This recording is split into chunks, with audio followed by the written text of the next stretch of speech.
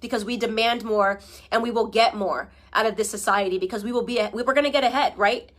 That's what's going to happen. We're going to get ahead. Black conservatives get ahead because we don't subscribe to this narrative. On one hand, we're giving one party our vote because they've successfully gone about the business of convincing our community that the other party, the Republican Party, is completely against the interest of the black community. And as a result, we've been very transparent in our support. We've bought it hook, line, and sinker. We look at the Republican Party. I'm not talking about every single one of us, of course, but vast majority of black Americans look at the Republican Party as the enemy. How is it that a black person ends up a Republican?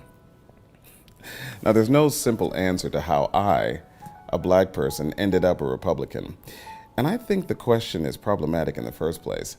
The question assumes that all black people think alike, talk alike, and vote alike, as if black people are some homogenous group. All lives matter. All lives matter. You would never see me walking down the road with a damn Black Lives Matter sign. If you do, I got a gun to my head. As black men, black Americans. I'm not African American, I'm a black American. I was never born in Africa. Yeah, I'm a proud American. This whole Black Lives Matter, why I can't get down with this organization? Main reason, your whole narrative that police officers are hunting down black men on a daily. Yeah, like it's a purge. That Black Lives Matter organization is just to keep black folks upset because the Democrats want you to vote for the Democrats. Yeah, that's the whole point of this organization, is keep black people pissed off. Yeah. So they can keep you enslaved mentally like you need them. Yeah. Because they supposed to be y'all saviors. Let's look at something very, very interesting. I think you're going to enjoy this. So let's go there. Let's go there. All right, so now we're taken here to their official site. Then it says here that this AB Charities is a registered charitable organization formed to democratize charitable giving.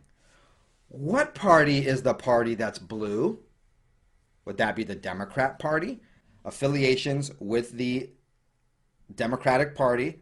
So folks, when you're giving to the cause, you're giving to the same people, the same party that has caused the problems to begin with.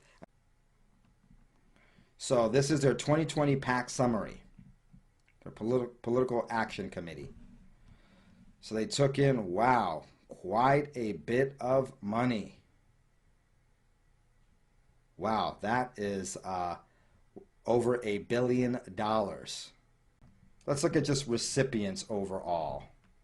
Biden is not black. Elizabeth Warren is Native American. The money that you think you're giving to the cause goes to this organization that likes to spend their money on Bernie, Biden, Elizabeth Warren, and Pete. They're 4 top people. None of them are a person of color. I've had enough. And that black people need special treatment. And you need to give us handouts and worried about black athletes. Listen, man, as a black man in America, and I've been black for 33 years, I am sick of the pandering. I'm sick of the false equivalence. I'm sick of people painting the picture like I am less than in my own country. This country belongs to me just like anybody else. I have never experienced racism in America. I haven't. That doesn't mean that other people haven't. But I don't have to walk around with my head down, walking around acting like a victim when I haven't had nothing to do with that. And none of the people that I know are racist. I don't know a racist. I've never been around racists. Why do I have to be subject to idea that people are forcing on me just because of the color of my skin? I can give my statements about Black Lives Matter and how ridiculous I believe their organization is. This is America. You have the freedom of speech. You can say whatever you want to say. Why is it that my white friends don't have that same right? If you say all lives matter, which is true, that includes black lives, ladies and gentlemen, you get fired.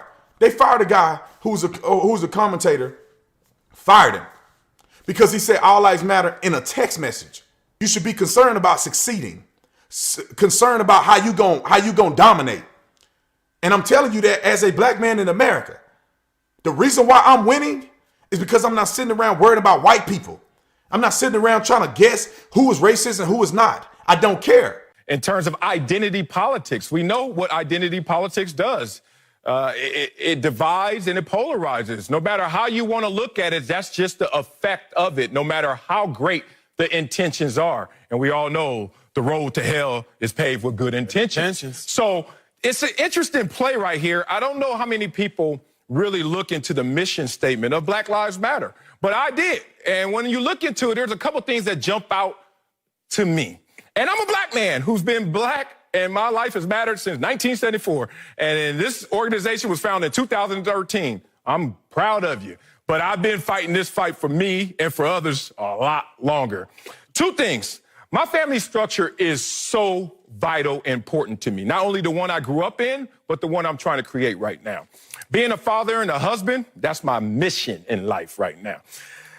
How do I reconcile that, what I just told you, with this mission statement that says, quote, we dismantle the patriarchal practice. We disrupt the Western prescribed nuclear family structure requirement. So when I see that, or as a mission statement for Black Lives Matter, it makes me scratch my head. When I also see their mission is to eradicate white supremacy. In 2020, white supremacy is the mission. Woo, that's a lot of digging through minutia right there. I am on a show that I'm hosting along with another black guy who is hosting with me, who replaced another black guy. And that's just one example of it.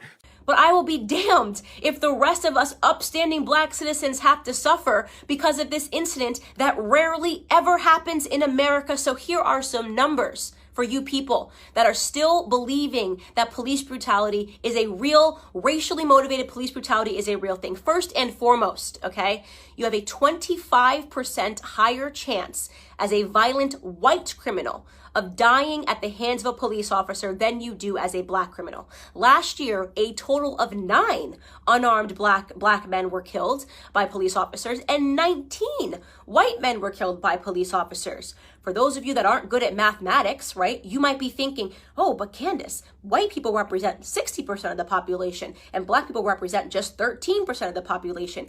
It doesn't matter what percentage of the population you represent. It matters what percentage of the violent criminal community you represent. And unfortunately, black community commits a disproportionate amount of crimes compared to the white community. Let me tell you, 6% of the population, right? Black men, 6% of the population account for 44% of all murders in this country, according to 2018 statistics. That is what you call a gap. And yet white people who represent 60% of the population, we represent 13, black men are 6%, only represent 50% of all the murders, right? That makes no sense. That makes no sense. A 6-point variation in a community where we are extreme minorities.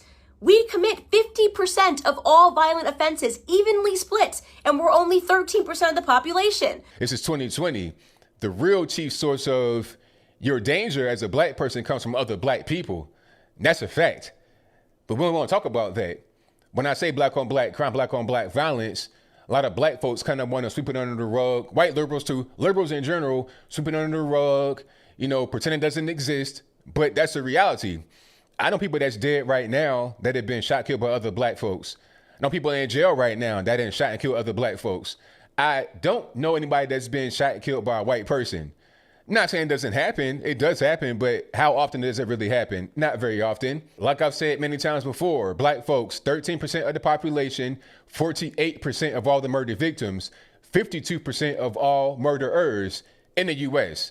Not just 52% of murderers in one black community, 52% of all murderers in the United States, 48% of all murder victims in the United States. Okay, so we got a serious problem among ourselves that we don't really want to address. We want to point to the lowest hanging fruit, which is the white man and police. Okay. In fact, if you want to attack a community for accidental slayings or brutality, did you know that doctors accidentally kill 250,000 people every year because of mistakes? Did you know that there's been doctors that have been arrested for being serial killers that just were killing people because they wanted to? Do we protest and boycott doctors? Do we assume all doctors are horrible human beings because some doctors are? Or do we realize that society is not perfectible? People suck in every profession. It is no excuse to paint society with a broad brush. It is certainly no excuse to accept a Democrat narrative, okay, that black people are being disproportionately hunted down by police officers because of the color of their skin. You want to know the best way to avoid not being brutalized by a police officer is to limit the amount of encounters you need to have with them, especially when it comes to violent crimes. Okay? I am not going to stand for this continual bottom-feeding narrative. You might vote Trump, and that's fine, but that doesn't mean that you're a conservative. You might still kind of be a Democrat. You might want to vote Democrat if it fits you, and that's okay. That's fine. But let's not conflate everybody together. We're not all the same. As far as our ideology, I'm a conservative through and through. Not just how I vote, but how I am as a person. This is my opinion. It's not up for debate because I'm allowed to have my opinion and you're allowed to disagree.